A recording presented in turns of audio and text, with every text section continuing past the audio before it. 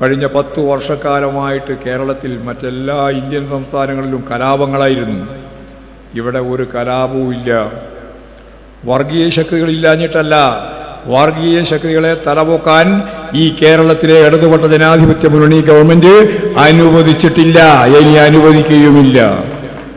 ഒരു വർഗീയ ശക്തിക്കും ഞങ്ങൾ കീഴടങ്ങില്ല.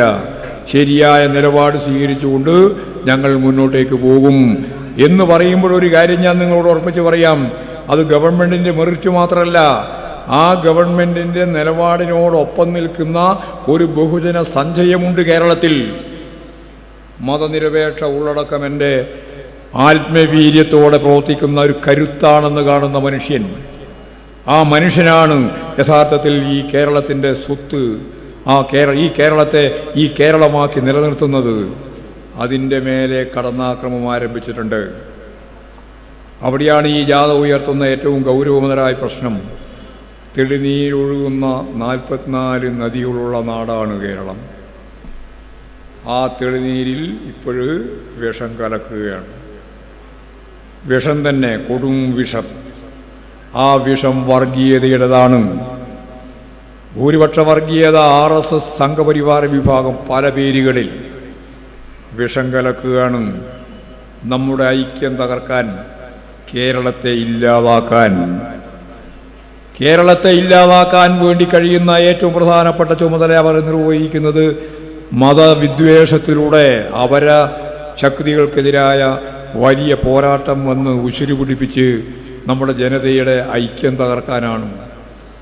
ഈ ഐക്യം തകർക്കുന്ന ശക്തികൾക്കെതിരായിട്ട് കരുതിയിരിക്കണമെന്നാണ് ഞങ്ങൾ ഈ ജാഥയുടെ ഭാഗമായിട്ട് പറഞ്ഞ ഒന്നാമത്തെ മുദ്രാവാക്യത്തിൻ്റെ രത്നച്ചുരുക്കം.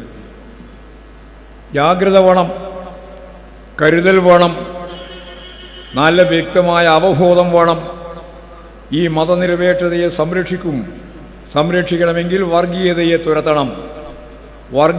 തുരത്തണമെങ്കിൽ വിശ്വാസി സമൂഹത്തെ കൂടി ചേർത്തുകൊണ്ട് മാത്രമേ പറ്റുള്ളൂ.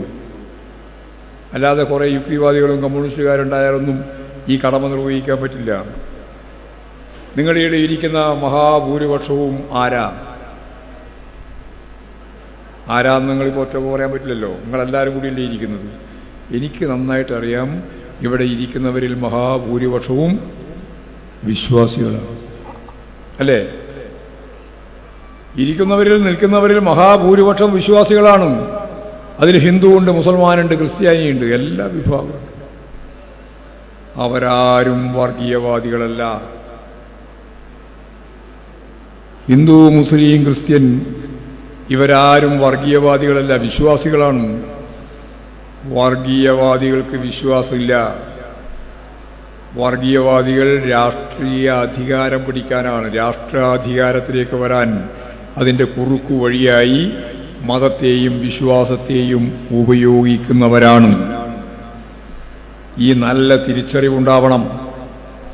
അതുകൊണ്ട് കേരളത്തിലെ ജനങ്ങളെ സംബന്ധിച്ച് വിശ്വാസികളെ ചേർത്ത് നിർത്തി ഈ അപകടം സൃഷ്ടിക്കാൻ ഉദ്ദേശിക്കുന്ന കാടകൂള വിഷം നമ്മുടെ വെള്ളത്തിൽ തെളിനീരിൽ ഒഴുക്കുന്ന ഈ വർഗീയതയെ പ്രതിരോധിക്കാൻ സഖാക്കളെ, സുഹൃത്തുക്കളെ, നമുക്കൊറ്റക്കെട്ടായിട്ട് മുന്നോട്ടേക്ക് പോകാം എന്നാണ് ഈ ജാഥ മുന്നോട്ടേക്ക് വെക്കുന്ന ഒന്നാമത്തെ